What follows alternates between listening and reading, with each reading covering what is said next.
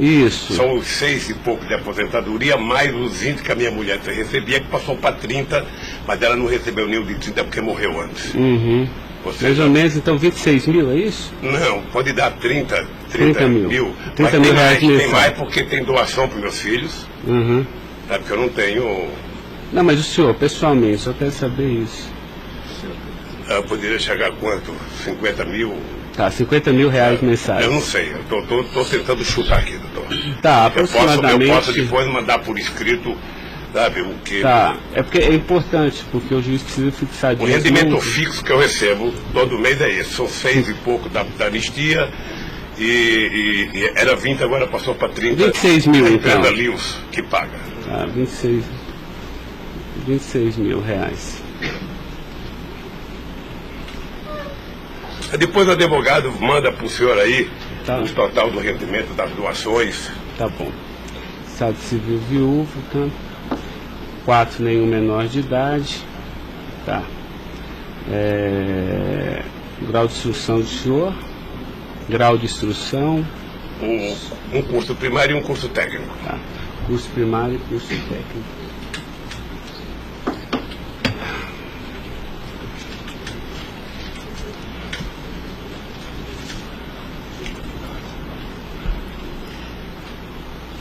Me dê uma caneta aí, Caio, por favor.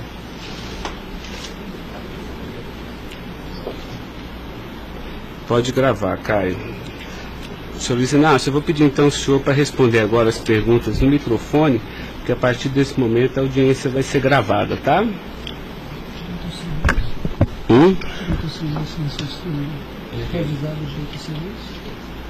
Eu vou avisar ele agora.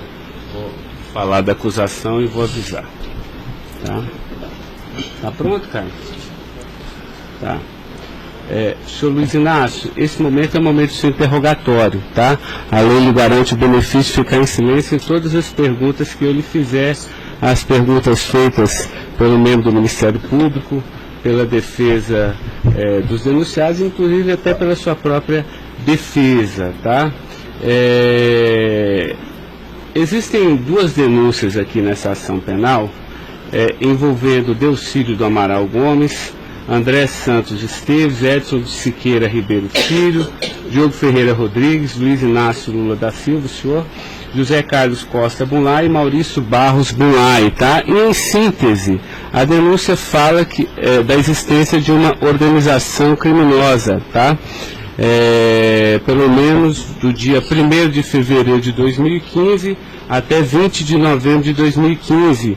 E a denúncia narra que todos esses denunciados teriam se esforçado para evitar ou para menos modular e conseguiram retardar a celebração de um acordo de colaboração premiada entre o Ministério Público Federal e Nestor Severo, tá? Depois a denúncia narra que um crime de patrocínio infiel, tá? Cometido pelos denunciados também, e de exploração de prestígio, tá? Bom, o senhor tem conhecimento desses fatos, tá? Né? Eu lhe pergunto, esses fatos que são descritos na denúncia são verdadeiros, falsos? Eu queria que o senhor fizesse uma explanação cronológica do que aconteceu envolvendo a sua pessoa. Os dados são falsos. Eu queria aproveitar a oportunidade, doutor Ricardo, para dizer ao senhor que eu faço política desde os 23 anos de idade. Comecei em 1968 pelo movimento sindical. Depois fizemos as greves mais importantes desse país, depois do regime militar. Depois resolvemos que o sindicato já era muito limitado para a luta democrática desse país, resolvemos criar um partido político. Participei da criação do mais importante partido político de esquerda da América Latina, partido que fez a maior política de inclusão social na história desse país, partido que fez a maior política de combate à corrupção na história desse país. Se nós analisarmos o que aconteceu de 2003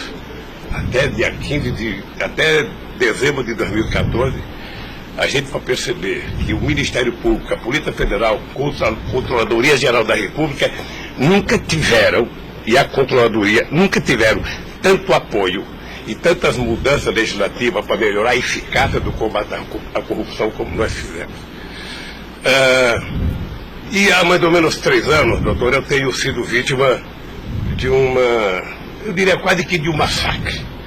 Ou seja, eu acho que todos aqui têm dimensão do que é um cidadão que foi presidente da República, que foi considerado o mais importante presidente da história desse país, que saiu com 87% de aprovação de bom e ordem, que fez com que o Brasil fosse respeitado no mundo inteiro e virasse protagonista internacional, de repente é pego de surpresa por manchete de jornais, por notícias na televisão, todo dia, todo santo dia, no café da manhã, no almoço e na janta, alguém insinuando, tal empresário vai prestar uma delação e vai acusar o Lula.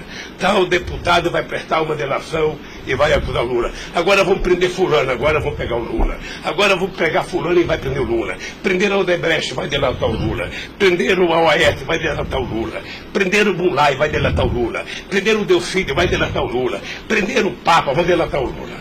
Eu esperando pacientemente. Por isso eu estou muito, muito orgulhoso e prazeroso de estar aqui para poder, na frente de um juiz imparcial, contar a versão desse fato. Primeiro, me ofende profundamente a insinuação de que o PT é uma organização criminosa. Me ofende profundamente, porque é o mais importante partido criado nesse país, criado pelos trabalhadores, dirigido pelos trabalhadores, e que fez nesse país o que ninguém nunca fez. E combater a corrupção não é virtude, é uma obrigação moral e ética. E isso eu aprendi com uma mulher que nasceu e morreu analfabeta. Segundo, esse partido conseguiu fazer com que as instituições fossem fortalecidas. O Ministério Público tinha um apelido de engavetador.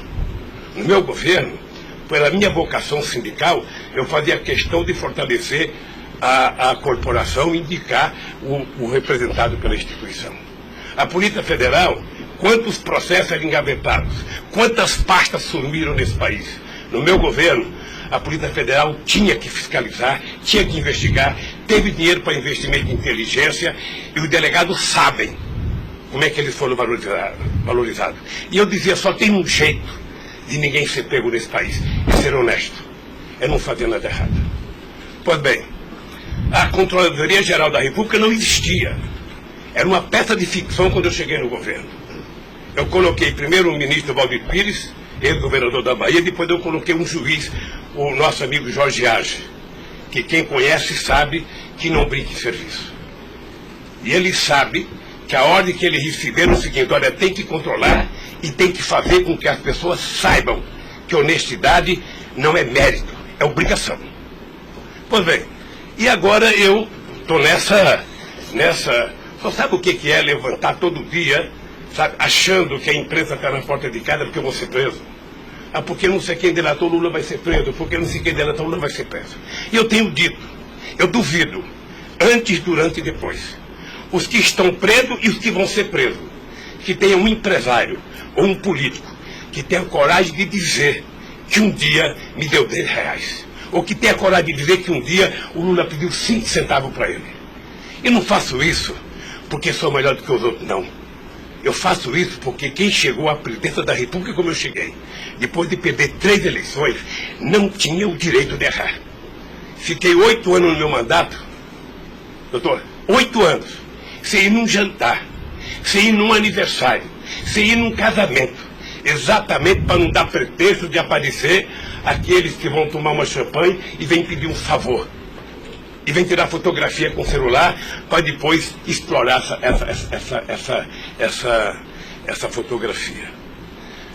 Eu fico orgulhoso de estar prestando depoimento e chateado por uma ilação feita nesse processo contra mim pelo senador Delcídio. Portanto, eu queria lhe dizer que eu estou aqui para responder toda e qualquer pergunta. Se tem um brasileiro nesse momento que quer a verdade e deseja a verdade nesse país, sou eu. Portanto, estou à inteira disposição para responder tudo e a todos do jeito que vocês perguntarem. Tá, adentrando então na peça acusatória, senhor Luiz Inácio, A denúncia narra aqui 7 fatos. Diz aqui que no dia 8/4/2015, o senhor reuniu-se com o Delcídio Amaral no Instituto Lula, em São Paulo, e o senhor teria exortado a Delcídio a adoção de medidas para a compra do silêncio de Nestor Severo, de forma a que o Nestor, não celebrasse o acordo de colaboração premiada com o Ministério Público Federal. Vamos por fatos, que eu acho que fica mais fácil, a gente faz o encadeamento temporal aqui da denúncia. Esse fato existiu, Delcídio foi lá, pediu para o senhor teria pedido a ele para que ele intervisse e pudesse pelo menos ocultar fatos que pudesse relacionar o senhor José Carlos Bunlai, e ele diz mais, diz até que o senhor também teria pedido a ele, porque o senhor também teria envolvimento aqui com negócios escusos na Petrobras. Doutor, só tem um brasileiro que poderia ter medo de um depoimento do Severo, pela relação que tinha com ele, que é o Delcídio. Eu não tinha relação com o Severo. Portanto, eu não tive nenhuma preocupação com o depoimento de nenhum empresário, de nenhum diretor da Petrobras, porque não tem essa relação com eles. Portanto, o Delcídio contou uma inverdade nesse processo. Mas essa reunião existiu? Deve ter tido muitas reuniões com o Delcídio. Ele era senador da República, era líder do governo, nós conversamos muitas vezes em São Paulo e em Brasília. E com outros deputados. Lá no Instituto Lula. Várias vezes o Delcídio esteve lá. Várias vezes. Ok.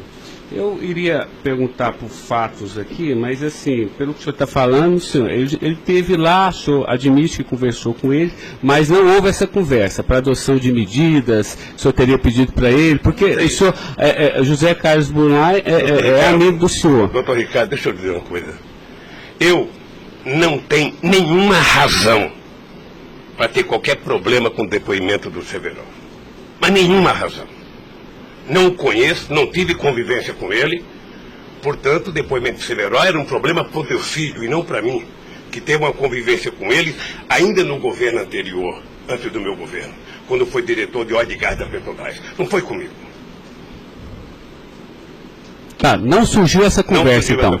Não surgiu, não se tocou. Se o senhor falar da Lava Jato? Doutor, da Lava Jato, hoje no Brasil, a gente fala no café, no almoço, na janta e ainda depois da novela.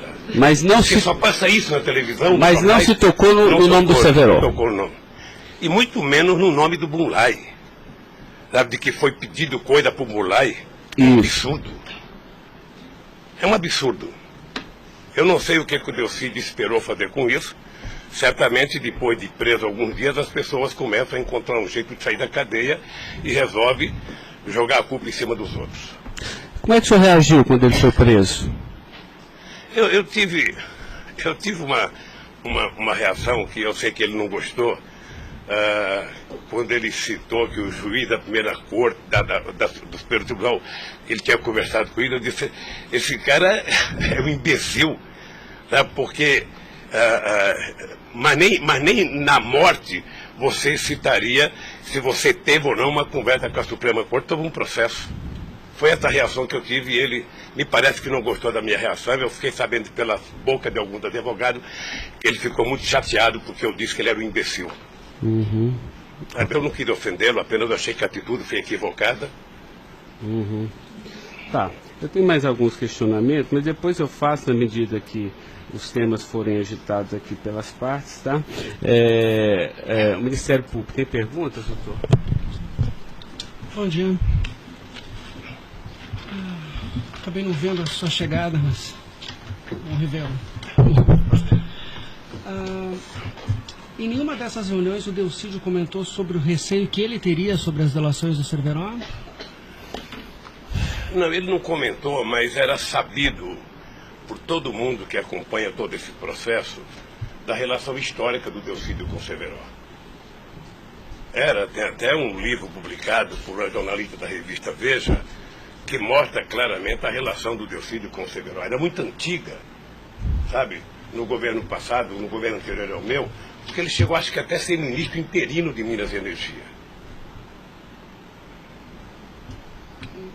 O senhor acredita que a referência ao seu nome tenha sido útil para o Delcídio conseguir a delação premiada? Olha, por tudo que eu vejo todo dia na imprensa, eu acho que tem alguém instigando de falar meu nome. Eu fico sabendo de notícia, não sei se é verdade, nos blogs, nos colunistas, de que todo dia alguém vai prestar depoimento e fala o nome do Lula, cita o nome do Lula, cita o nome do Lula. Eu canso de ouvir isso todo santo dia, sabe? É bem possível que eu vi uma entrevista dele na Globo News que parecia que tinha recebido o prêmio Nobel da delação, a disfarçatez, sabe? Como ele estava se desenvolvendo, eu fui no Roda Viva. Ou seja, depois que fazem a bobagem que fez, se é que fez, ele teria que jogar nas costas de alguém. Primeiro, sabe, a minha relação com o Delcídio era uma relação institucional. E ele sabe disso. Voltando um pouco, o senhor poderia explicar a sua relação com o Bunlai? Veja, eu conheci o Bunlai na campanha de 2000. O PT governava o estado do Mato Grosso do Sul e eu precisava fazer uma gravação para um programa de televisão da campanha para falar com o setor do agronegócio. E aí o governador do PT disse que tinha um amigo lá e me levou na fazenda dele, me parece que em Miranda. E eu fui nessa fazenda, uma boa fazenda. Até depois eu fui pescar nessa fazenda, fiquei 4 dias no Rio Miranda, não peguei nenhum peixe. Mas gravei um programa que foi um programa de sucesso. Depois eu ganhei as eleições e depois estabeleci uma relação com o Zé Carlos Bunlai. Qual é o conhecimento ou participação que o senhor teve na questão do empréstimo do Banco Chain ao PT que teria sido feito com a intermediação do Bunlai? Eu não, já disse isso, eu não tenho nenhum... Fiquei sabendo de que o Bunlai tinha feito um empréstimo pela imprensa. O senhor teve conhecimento de que para quitar esse empréstimo houve a contratação pela Petrobras da empresa Chain Engenharia na questão Fiquei da sabendo também pela imprensa, e me parece que numa pergunta que o Ministério Público já me fez. Após esses fatos, sobre a saída do Cerveró do posto da diretoria da Petrobras, há uma informação na denúncia relativa a divisões de indicações por partido de diretorias na Petrobras. A diretoria de abastecimento seria normalmente indicada pelo PP, diretoria de serviços pelo PT, diretoria nacional pelo PMDB. O senhor tem conhecimento disso? Veja, deixa, doutor Ivan, dizer uma coisa que me parece que está virando costumeiro isso no depoimento, que é a falta de compreensão do que significa um governo de coalizão em qualquer parte do mundo. E parece que tem pessoas com dificuldade de compreender isso. Aliás, no depoimento do presidente Fernando Henrique Cardoso, ele foi muito bem ao explicar o que é um governo de coalizão. Quando você ganha uma eleição no regime presidencialista de coalizão, você tem que montar o governo. Você precisa construir uma maioria no Congresso Nacional para você poder montar o governo. E você não monta a maioria com quem você quer. Porque se você pudesse, você pegaria só suplente que não foi eleito. Mas como o suplente não vota, você tem que fazer um acordo com quem é eleito, com quem tem mandato. E obviamente que você pode fazer um acordo programático, e nesse acordo programático você pode fazer um acordo de participação no governo. Então os partidos que compõem a base do governo participam do governo, indicam ministros, indicam cargos. Todas as pessoas indicadas são pessoas com mais de 30 anos da Petrobras. Eu já disse no depoimento, sabe, que vocês vão ter que ouvir muita gente, o Conselho Fiscal da Petrobras, o Conselho de Administração da Petrobras, sabe, para saber se havia denúncia de corrupção, porque quando nós indicamos as pessoas e quando os partidos indicam, ou seja, se aparecer alguma denúncia de corrupção e aparecer no GSI, essa pessoa não é indicada. Porque qual é o critério? O partido tem um ministro, o partido tem uma bancada. Essa bancada conversa com o ministro. Se indicar um nome qualquer, esse nome vai para a Casa Civil, da Casa Civil passa para o GSI, que é o Gabinete Institucional, faz um levantamento, eu não sei aonde, sabe? E se não tiver nenhuma denúncia, essa pessoa é mandada para o Conselho de Administração e o Conselho de Administração indica. Não é o presidente da República que indica, é o Conselho de Administração. É assim que funciona em qualquer lugar do mundo. Mas, presidente, mas só uma questão relativa a isso. Existe um vídeo no YouTube em que o senhor está inaugurando uma plataforma que o senhor realmente fala que no seu governo a Petrobras se tornou mais transparente e que o senhor participava mais das decisões da Petrobras. É de uma plataforma em Angra dos Reis, isso foi em 2010. Então, deixa, doutor. Aí eu estou lhe perguntando para o senhor explicar. O senhor se lembra desse discurso? Eu sei que é muita coisa, mas eu estou até com um vídeo aqui e eu queria lhe perguntar isso. Senão a gente pode até passar. É que a imprensa dizia que eu vivia fazendo assembleia. Eu fui o presidente que certamente mais visitei a Petrobras. Eu fui o presidente que decidi no governo e com a Petrobras de que era importante que a gente recuperasse o poder de construção de plataforma da Petrobras para a gente não importar da Coreia ou da China, que era preciso criar uma indústria petrolífera forte no Brasil. Por isso é que nós aprovamos a Lei de Conteúdo Nacional. 65% de tudo que fosse construído de plataforma sonda teria que ser feita no Brasil, para a gente ter uma política industrial, para a gente definir uma política de engenharia, de ciência e tecnologia, porque o Brasil é um país grande, o Brasil não pode ser um serviçal, o país não é uma republiqueta. Este país poderia produzir e atender toda a América Latina e atender toda a África que margeia o rio chamado Atlântico. Lamentavelmente. Não, mas a pergunta é o seguinte, é porque o senhor falou que realmente no seu governo o senhor participava mais das decisões. Eu não participava, deixa eu mais falar. as decisões. Se o senhor quiser, a gente pode até ter um vídeo, e eu trouxe aqui aí para o senhor explicar. E Delcy também havia falado isso, que depois do mensalão, o governo federal, a presidência da República, participava mais na Petrobras. Isso ele falou. Deixa eu lhe falar uma coisa, o papel do governo, o governo participa na Petrobras através do Conselho da Petrobras. O Conselho da Petrobras tem vários ministros, tinha a ministra de Minas e Energia. Tá? Eu, durante todo o tempo da Petrobras, eu só participei de uma reunião de definição da política estratégica da Petrobras. A discussão de investimento para os próximos 20 anos.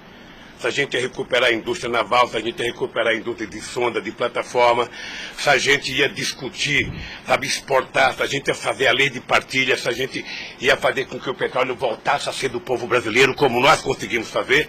Nessas decisões estratégicas eu participei de uma reunião. Tá, mas de cargo então não. De cargo não. Porque tem o Fernando Soares que fala que o senhor realmente definia também essas questões. Não definia cargo. Quando havia briga no PMDB, ou não. Quem decidia, se não se decidir, era o senhor que realmente... Deixa eu lhe dizer uma coisa para o senhor. O presidente não indica cargo na Petrobras. O presidente recomenda ao Conselho da Petrobras a indicação de tal pessoa indicada por tal partido político a partir da capacidade técnica das pessoas. É assim que funcionava no governo anterior, é assim que funcionava certamente no governo militar, é assim que deve funcionar hoje. É assim que deve funcionar hoje. Porque a Petrobras é uma empresa de engenharia muito poderosa e você não pode ficar colocando gente que não tem expertise para fazer determinadas coisas. Tá. Mas a expressão foi essa aqui, eu anotei. A gente sabe o que acontece lá dentro. O que o senhor quer rever o discurso? Eu não preciso rever, não. Tá. Assim, porque isso me chamou a atenção. A gente sabe, quer dizer, antigamente era uma caixa preta, foi esse o contexto.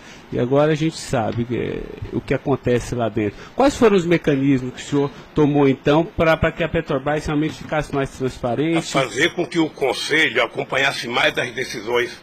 Porque como a Petrobras é muito grande, entre uma decisão do Conselho da Petrobras, uma aprovação da diretoria e os acontecimentos nas engenharias da Petrobras, são milhares de pessoas que participam daquilo. É por isso que um dia um presidente chegou a falar que ele é uma caixa preta que ninguém sabe. Então vamos tentar saber, sabe? Fazendo com que as coisas funcionem mais democraticamente. Por exemplo, quando nós descobrimos o pré-sal, nós tivemos uma decisão estratégica do que fazer com o petróleo. O petróleo não é das empresas estrangeiras que vêm aqui comprar gás e óleo, não. O petróleo é nosso. Então eles vão ter que pagar para o governo. É por isso que nós aprovamos 75% do ROT para a educação. É por isso que nós aprovamos a partilha, que é o que incomodou muita gente no mundo, o que incomodou as grandes petroleiras. É esse país que tinha complexo de vira-lata, virar dono do seu nariz. Ok. Eu sei que isso incomodou muita gente. Incomodou muita gente no mundo inteiro. Sabe, e agora estão tentando desmontar. Porque é um país que não se respeita, um país que não tem soberania, um país que não tem empresas de porte extraordinário como a Petrobras e vende tudo. Sabe, sinceramente, não é um país. Ok. Doutor Ivan, só porque o senhor tocou no tema, eu quis aproveitar, tá? Mas pode continuar, pode prosseguir. A pergunta é relativa à diretoria internacional, que ela foi ocupada pelo Cerveró e depois pelo Zelada. Ambos foram indicações do PMDB ou o Cerveró foi indicação do PT e o Zelada... Não, eu já tive a oportunidade de dizer isso. Isso foi indicação do PMDB. Ambos? Não sei se de todo o PMDB ou da bancada do PMDB de Minas Gerais, que foi indicado o Zelada para diretor internacional da Petrobras. O critério é o mesmo. O Zelada foi indicado, passa na Casa Civil, passa no GSI e é mandado ao Conselho da Petrobras, que decide. Não, perfeito. Mas e o Cerveró? Ele tinha sido indicado anteriormente pelo PT ou pelo PMDB? Pelo PMDB Pelo também. PMDB. Eu acho, eu falo quase com certeza absoluta pelo PMDB. É o que diz a... Eu falo quase que com certeza absoluta.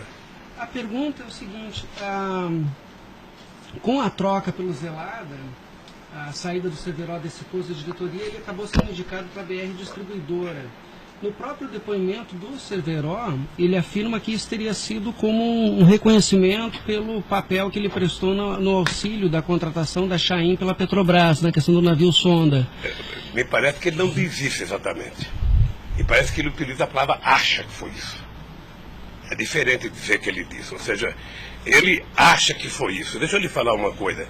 Eu não conheço o Cerveró. Conheço agora que ele ficou famoso. Tá? Quando eu vi o Cerveró, eu vi a en passant em reuniões coletivas.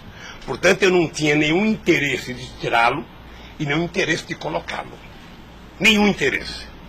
Para mim, se uma força política que compunha o governo indicasse ele ou outra pessoa e tecnicamente ele fosse reconhecido pelo conselho da empresa que o indicou, para mim estava perfeito.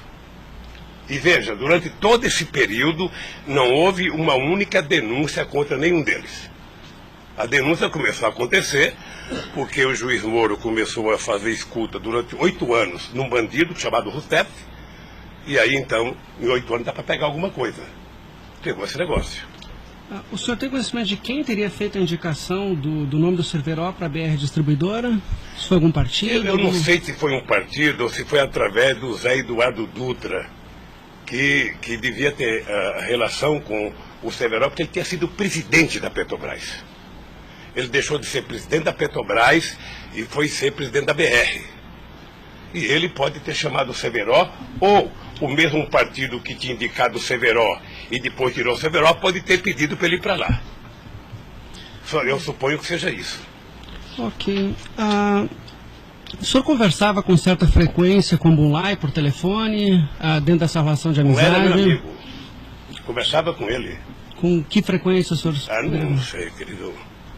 Sabe, ultimamente o Bulay andava com doença nos olhos, achando que ia ficar cego, estava passando muito tempo em Miami para se tratar, depois estava se tratando de um câncer.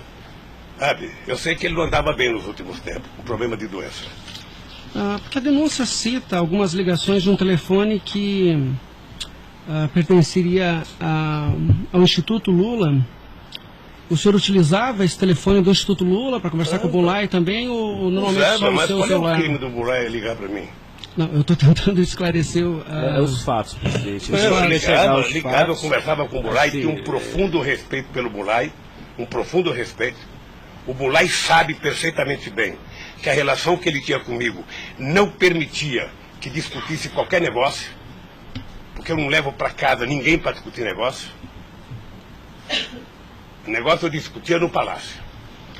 Mas o senhor sabe se ele utilizava o nome do senhor? Porque o Salim Chain e o Fernando Chain confirmam que José Carlos Mulay disse que Luiz Inácio Lula da Silva interveio na contratação da Chain pela Petrobras. Está descrito na peça do Ministério Público. Doutor, se o senhor soubesse quanta gente usa o meu nome em vão, de vez em quando eu fico pensando para as pessoas lerem a Bíblia para não usar tanto meu nome, não. Tem gente que faz campanha financeira em meu nome, tem gente que é candidato em meu nome, tem gente que faz panfleto dizendo que eu estou apoiando, tem gente que coloca a fotografia minha dizendo que eu estou apoiando ele, sabe? Não tem como fazer isso. Se alguém falou, sabe? Se alguém falou, somente o Zé Carlos Bunlai pode provar isso, ou o Chaí na frente dele. Eu duvido que o Zé Carlos Bunlai, ou algum outro empresário, ou algum desses que já prestaram depoimento, diga que um dia eu chamei ele para conversar sobre tal coisa, sobre qualquer coisa. Sabe por quê, doutor? Porque eu tinha noção de que o único jeito de eu governar esse país dignamente era não permitir qualquer promiscuidade na minha relação com os agentes empresariais ou os agentes políticos. A afirmação seria que o senhor estaria abençoando o negócio da Chaim pela Petrobras. O senhor não... Nem abençoando, nem amaldiçoando, porque eu não sabia. Sem mais perguntas, excelência. A defesa, então, a sua defesa vai ser a última a perguntar. A sua defesa de Delcídio Amaral.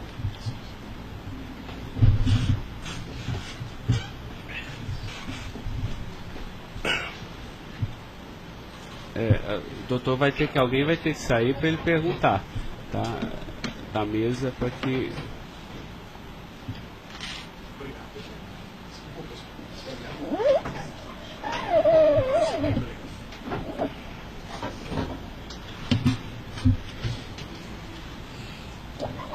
Bom dia. Bom dia. O senhor já mencionou que, de sua parte, não haveria nenhum receio na delação de Nestor Cerveró. A indagação que eu faço é se, da parte de Bunlai, seu amigo, se ele lhe confidenciou algum receio da delação do Cerveró. Nunca. Nunca. Nunca. Ele mencionou se conhecia o Cerveró? Quem, o Bunlai? O Bunlai. Não, nunca falou comigo do Cerveró. Nunca? Nunca falou comigo do Cerveró. Nem tampouco o senhor soube se ele... Quem falava comigo do Cerveró era o Delcídio. Uhum. Que era amigo do Cerveró. Amigo do filho do Cerveró. Perfeito. O senhor tem conhecimento se a delação do Nestor Cerveró foi utilizada como um dos fundamentos para a condenação do senhor Bunlai? Não tenho. Não tem conhecimento. Não tenho. Tá certo. Eram só essas as indagações. Excelência, muito obrigado. Obrigado, senhor vice-presidente. A defesa de André Esteves tem questionamentos? Não tem? A defesa de Edson Siqueira Ribeiro Filho.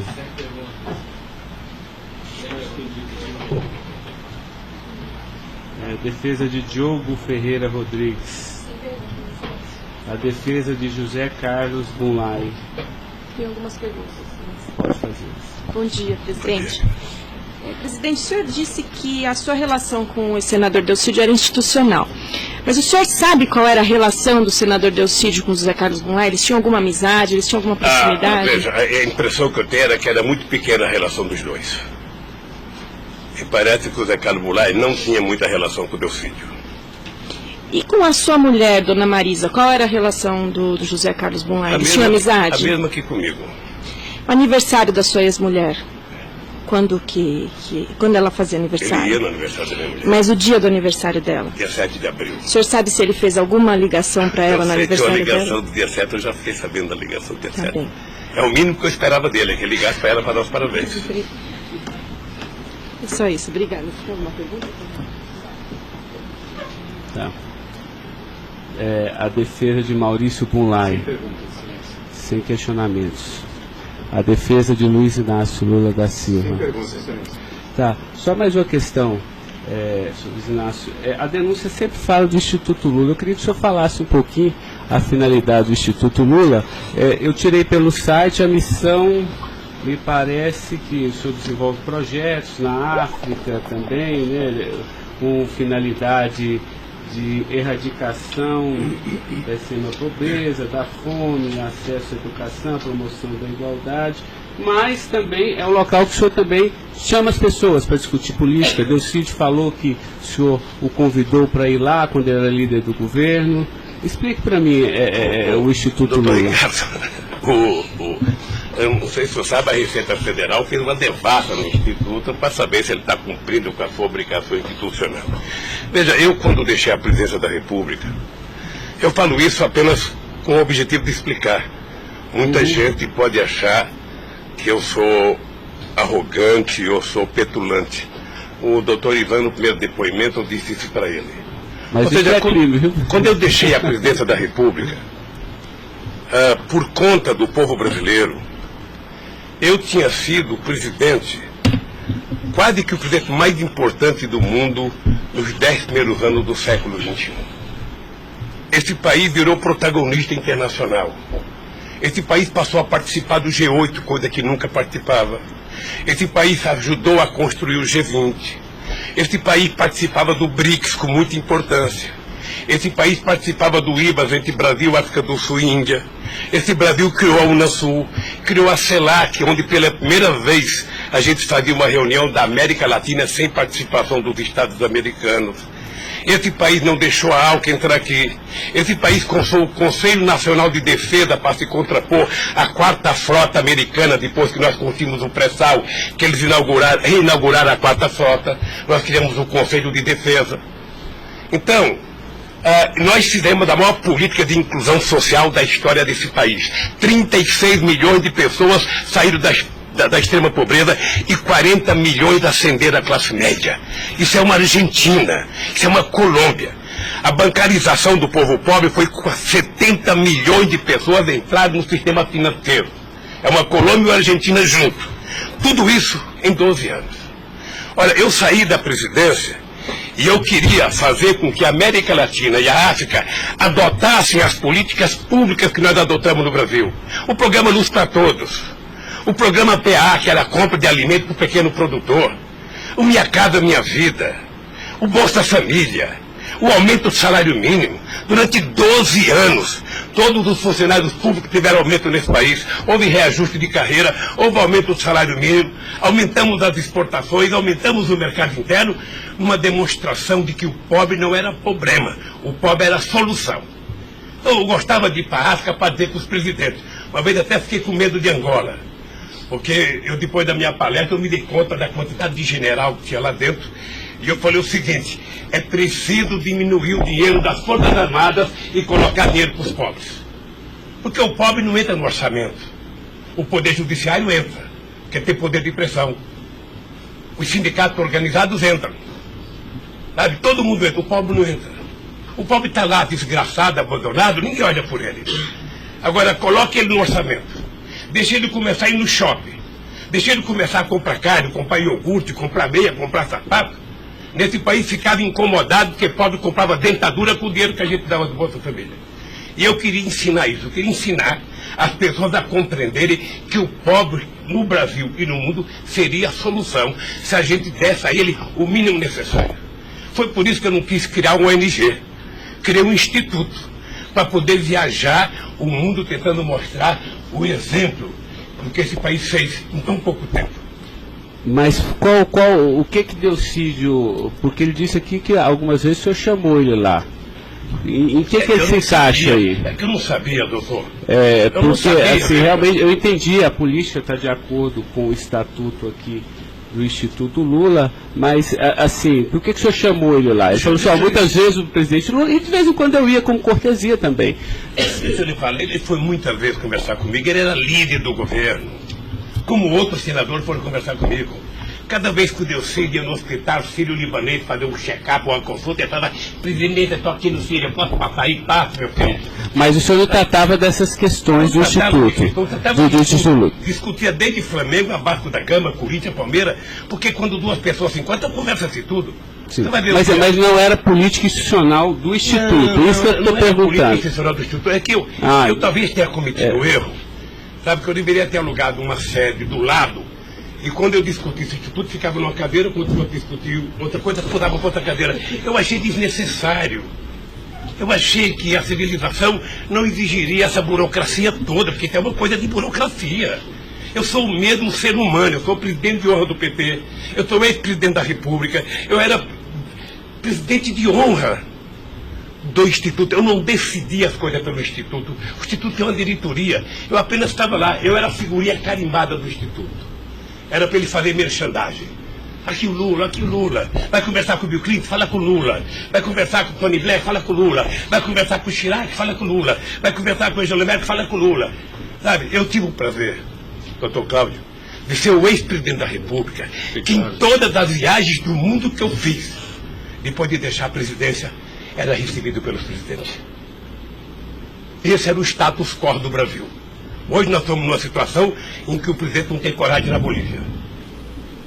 Então o país, que era um motivo de orgulho, virou um motivo da tristeza. Pela pequenez que esse país tomou dimensão nos últimos anos. Não, eu não estou emitindo nenhum juízo de valor, mas assim, o que eu quero saber é assim, o senhor também chamava pessoas como o líder do Delcídio para conversar sobre outros assuntos. Chamava dirigente sindical, chamava gente do LGBT, chamava negro, chamava índio, chamava todo mundo. Isso.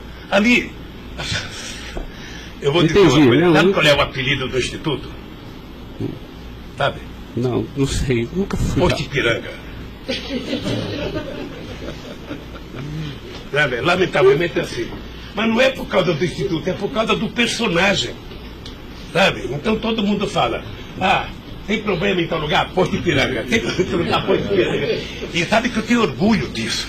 Eu tenho muito orgulho de fazer 36 anos que eu deixei o movimento sindical e ainda sou amigo de todos os sindicalistas, de todas as correntes, da Força Sindical à CUT. Sou amigo de todos os partidos políticos. Então, se isso é um pecado, se isso é um erro jurídico, se isso incomoda o Ministério Público, a Polícia Federal, sei lá quem, eu vou alugar uma salinha na porta e sento lá e atendo e vou deixar em paz, porque não é possível. Não é possível, sinceramente, doutor, eu quero lhe agradecer a oportunidade de vir prestar esse depoimento. Eu estou com muita coisa na garganta para falar. Eu estou cansado de ver procurador dizer que não precisa de prova, que ele tem convicção. De juiz dizer, eu não preciso de prova, eu tenho fé, vou voltar com fé. Eu quero provas, alguém tem que dizer, qual é o crime que eu cometi, aonde que eu cometi. Chamar o PT de organização criminosa, se dependesse de mim, cada deputado do PT, cada vereador do PT, cada militante, abrir um processo para quem dizer provar qual é a quadrilha. Porque eu estou cansado, doutor. 71 anos de vida, eu cansei. Cansei de ver as instituições que eu ajudei a criar desde a Constituinte para valorizá-las, desprestigiadas por comportamento pessoal. Gente que não pode abrir a geladeira, que deu a luz já começa a dar declaração. Gente que liga o barbeador, começa a falar achando que é o microfone do rádio. Eu cansei disso. Eu sempre valorizei o Ministério Público. Eu sempre valorizei a Polícia Federal. E sempre valorizei o Poder Judiciário. Os ministros podem lhe dizer. Eu indiquei quase todos. Nunca pedi para eles um favor pessoal. E não peço. Porque a instituição tem que ser forte, não para me ajudar, para garantir a democracia desse país. Lamentavelmente, tem pessoas que não pensam assim. Eu, quando vejo um jovem procurador ir para a televisão falar 1h30 e depois dizer, não me peçam provas, eu tenho convicção, não dá, doutor. Não dá para aceitar isso como uma coisa séria nesse país que está jogando a cada vez mais a oportunidade de se transformar num país grande. Nós quase chegamos a ser a 5ª economia mundial. Quase chegamos. Por mediocridade não chegamos. Então eu lamento profundamente. Eu gostaria que meu depoimento fosse tudo numa semana só. Para mim poder desvendar os mistérios todos. E acabar com essa hipocrisia. Fulano vai prestar depoimento, fulano vai delatar, fulano vai não ter das coisas, fulano, e o Lula vai ser citado. Quem sabe está na hora de chamar o dono da Globo, da Record, da Bandeirantes para prestar depoimento para ver se eles me delatam. Porque o que eles dizem que vão me delatar, eu duvido que tenham coragem de me delatar, porque não tem nenhuma prova e nunca conversaram comigo sobre qualquer crime. Doutor, eu aprendi a andar de cabeça erguida. E sabe que custa muito. Para quem nasce na elite, não precisa nada. Mas para quem vem lá de baixo, sabe, não deixar ninguém colocar cangaia no seu pescoço, não é fácil. Esses dias eu sei de uma história, de um depoimento, de um processo que eu abri contra uma jornalista, até vou contar isso que ninguém sabe aqui.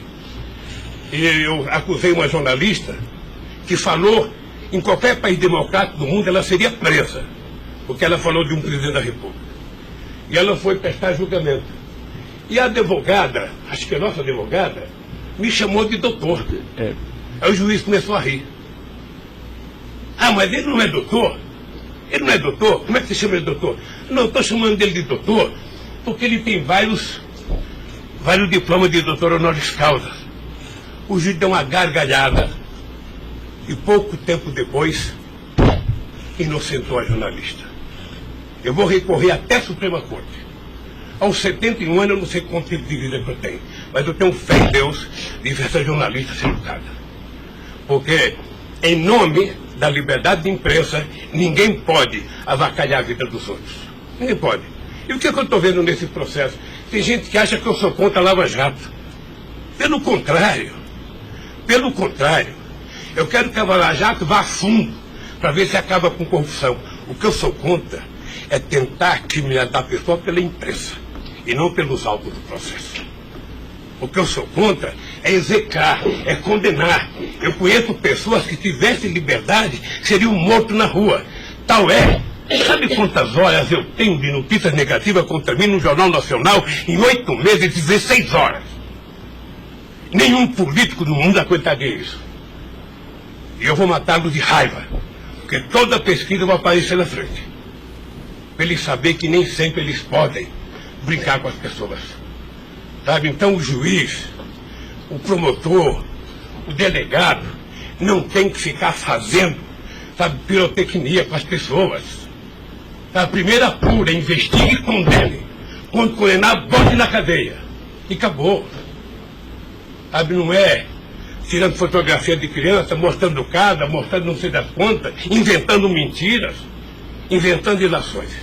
Então, quero lhe dizer que o senhor está diante de um homem que está disposto a prestar tantos quanto depoimentos for necessário. E quero que todo mundo saiba, se tem um brasileiro que quer a verdade nesse país, sou eu.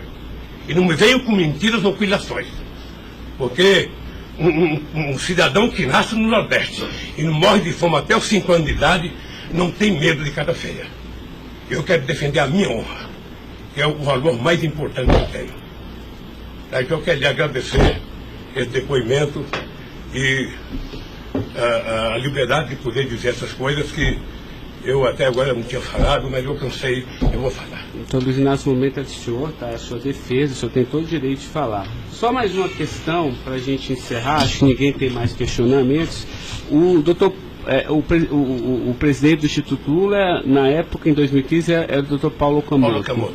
Ele não participava de nenhuma reunião, assim, com o senhor, às vezes, ou participava, ou era bem informal, como o senhor disse? Eu sou um pouco relaxado, sabe? Porque... Delcídio disse aqui que as reuniões eram somente ele e o senhor, que as coisas era só... Não ficava ninguém na sala. É isso? O senhor confirma isso? Eu tenho pelo Delcídio, eu não vou levar muito a sério o que ele disse. Tá? Mas deixa eu falar, eu aqui, quando eu era presidente da República, eu brigava com a minha assessoria que achava que eu tinha que ter uma liturgia. A liturgia é importante, presidente. Você não pode andar no corredor abraçando as pessoas. A porta não pode ficar aberta, sabe? Então, no Instituto, sabe, tem hora que a conversa é pessoal, tem hora que entra 10 pessoas, 5 pessoas, 6 pessoas, 4 pessoas. Mas de total transparência, é isso que o senhor quer falar? Quando uma conversa sigilosa, eu faço uma conversa sigilosa, sabe? Ok. Tá bom. Agradeço a presença do senhor para esclarecer os fatos, tá? Ninguém tem mais questionamentos, então está encerrado a audiência. Na fase do 400...